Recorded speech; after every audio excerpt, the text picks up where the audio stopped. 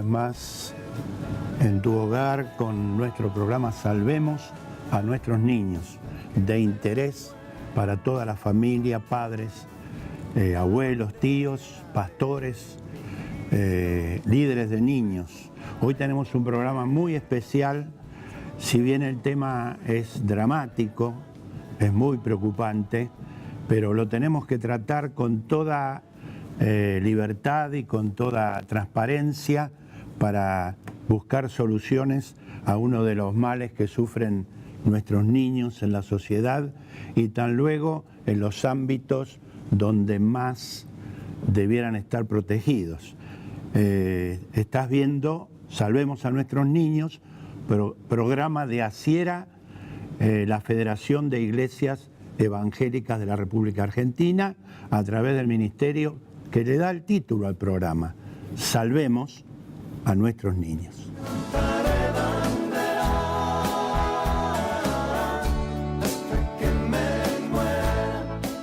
Te cuento que el día 19 de noviembre, todos los años, se recuerda el Día de Prevención del Abuso Sexual Infantil de niños, niñas y adolescentes. Por supuesto que no es un día de celebración. También digo que es un día en el cual en muchos lugares del mundo se habla de este tema tan grave. Yo lo califico de un problema no humano, sino de inhumano, problema inhumano, cuando hablamos de abuso infantil. Este día que se ha celebrado y que nosotros como Mesa Interministerial de ACIERA, Niñez, Adolescencia y Familia, lo hemos llevado a cabo con algunos oradores de muy buen nivel, uno de los cuales, en este caso la profesora Martins, María Fernanda Martins, que está con nosotros, fueron los encargados de hablar y de exponer sobre este tema.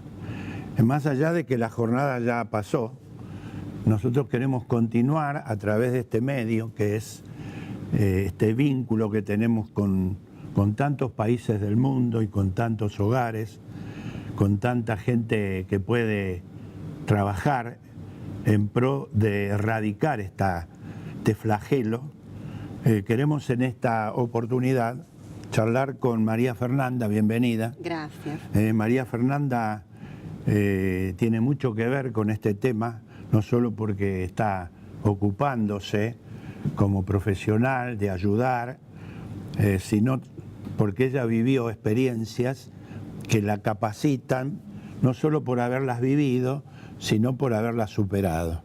María Fernanda, bienvenida. Gracias, muchas gracias. Contanos un poco así tu familia, cómo es tu situación, para ubicarnos delante de la audiencia y luego arrancar. Bien, yo tengo 6 hijos. 6 hijos. Que en este momento tienen de 9 a 24 años. Ajá.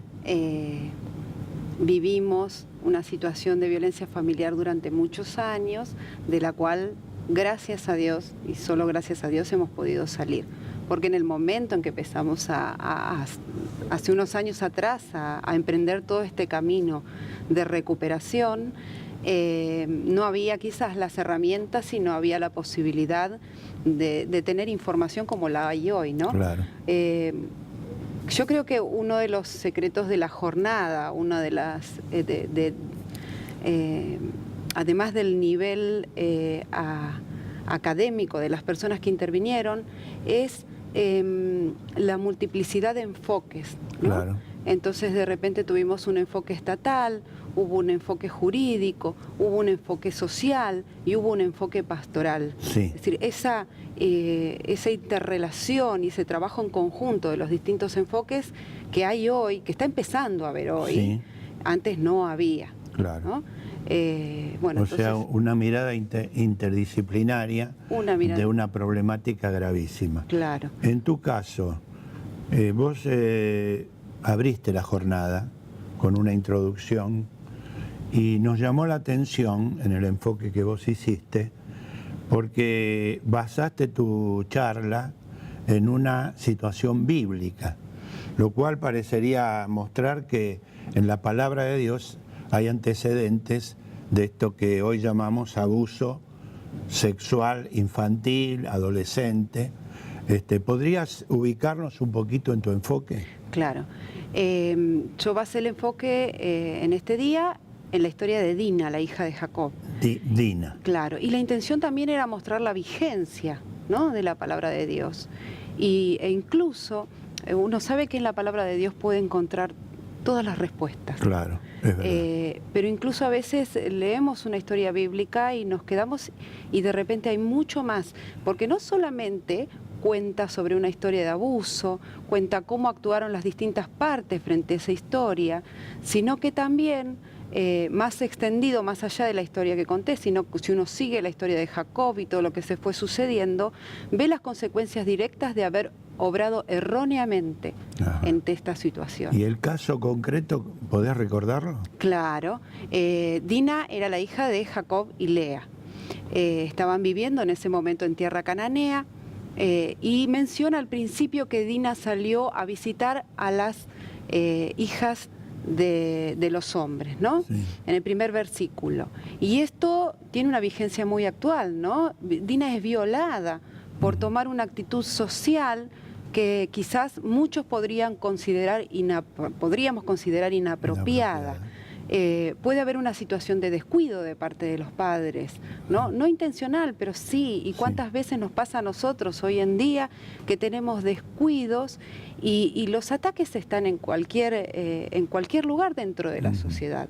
Entonces, de repente, esta Dina que terminó violada puede ser un chico que hoy pueda llegar a tener otro tipo de abuso que no sea solamente la violación y que pueda provocar un daño tan o mayor aún que la violación. Entendemos entonces que la violación de niños, adolescentes, es un hecho tal vez tan antiguo como el ser humano.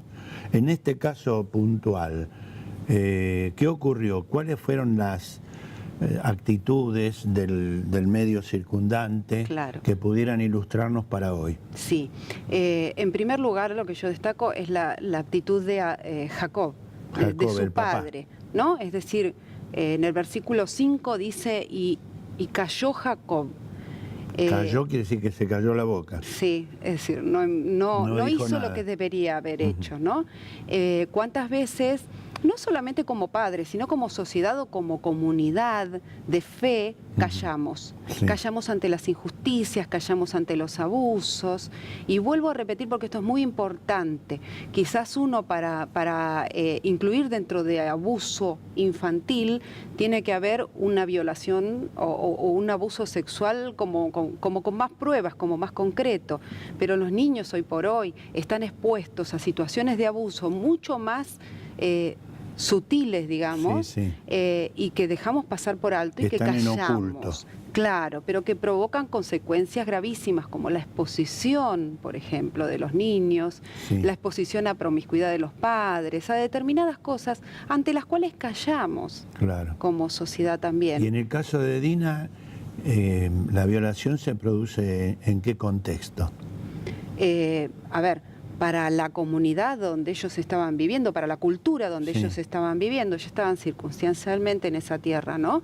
Era habitual las violaciones. Entonces, de repente, en uno de los comentarios bíblicos decía que si los padres no querían que su hija fuera violada, no le permitían salir a la calle o salía con determinados cuidados. Estaban como en Evidentemente, sobre Dina hubo un descuido de parte de Jacob y Lea. Y ese silencio, ¿a qué llevó?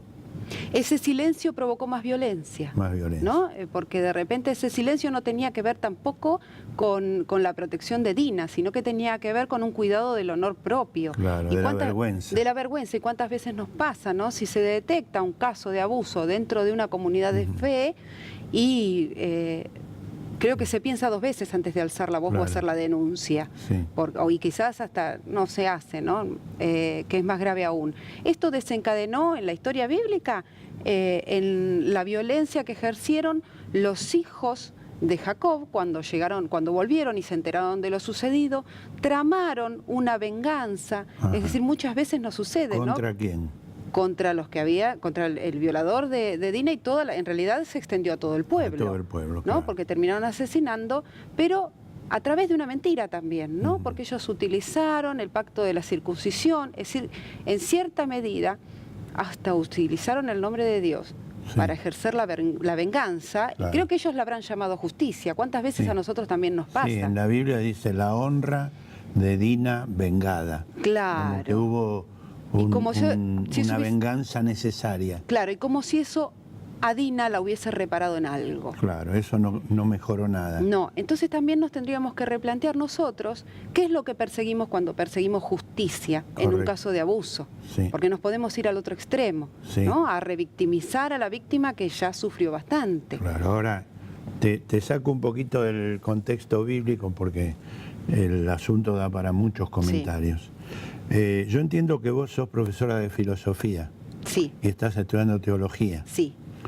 ¿Cómo te inclinás a estos temas supuestamente alejados de las ciencias alejadas de la realidad, digamos, más abstractas? ¿Qué te lleva a dedicarte? Porque vos te estás dedicando no solo a dar charlas, sino a ayudar a mucha gente en este contexto de violaciones y de violencia familiar. Claro. En primer lugar, a partir de la experiencia propia, yo siempre digo que Dios obró en mí aún a pesar de mí, ¿no? Entonces yo sé que hubo una mano de Dios en mi camino que realmente me volvió a encarrilar en el lugar donde yo debería haber estado. De todos modos, tomé una conciencia desde un primer momento que el motor que me iba a impulsar a seguir era que esto que yo había vivido pudiera servir para otras personas. O sea, que vos lo viviste por experiencia. Sí. Al margen, en todo el camino que empecé a recorrer después, que fue muy difícil, me crucé con otras personas a las que pude ayudar y eso me iba fortaleciendo también. Fui capacitándome en instituciones no gubernamentales, en asociaciones feministas, en distintas organizaciones que me fueron capacitando en cuanto a la problemática. Pero me estaba faltando un fundamento bíblico, ¿no? Claro.